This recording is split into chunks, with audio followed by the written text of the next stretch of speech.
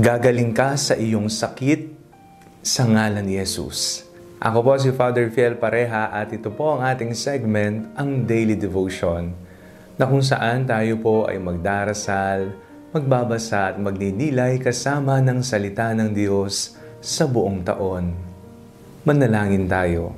Sa ngalan ng Ama, ng Anak at ng Espiritu Santo. Amen.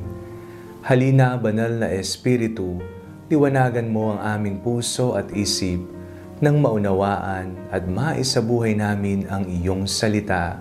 Amen.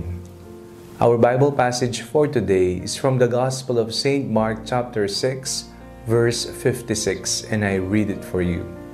And wherever he went into villages or cities or farms, they laid the sick in the marketplaces and begged him that they might touch even the fringe of his cloak, and all who touched it were healed.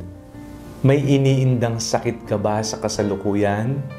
O may kakilala ka, kamag-anak, kaibigan na mayroong sakit? Sa ating pong binasang ebanghelyo sa araw na ito, napakinggan po natin kung papaanong napakarami pong tao ang talaga namang sumusunod sa ating Panginoong Jesucristo. Lahat halos yata ay gustong makakita ng kababalaghan ng himala. At isa sa kanilang hinihiling ay gumaling sila mula sa kanilang iniindang sakit.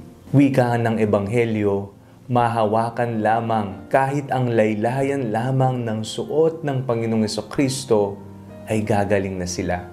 Kung titingnan po natin ng mas maigi, ang paghawak sa laylayan ng Panginoon ay hindi ang nagpagaling sa kanila, kung hindi ang kanilang pananampalataya.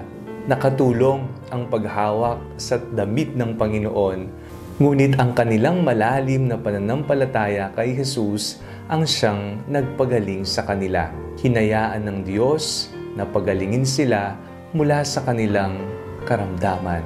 Sa araw-araw po nating pagdarasal, tayo po ay lumapit kay Jesus. Tayo po ay humahawak sa kanyang laylayan. Ito'y pisikal na ekspresyon na ating maaring gawin, ngunit sa kalaliman nito ay ang ating pananampalataya, ang ating pananalig sa Kanya na anumang uri ng sakit ay Kanyang hihilumin. Tunay nga po na si Jesus ay isang mabuting pastol.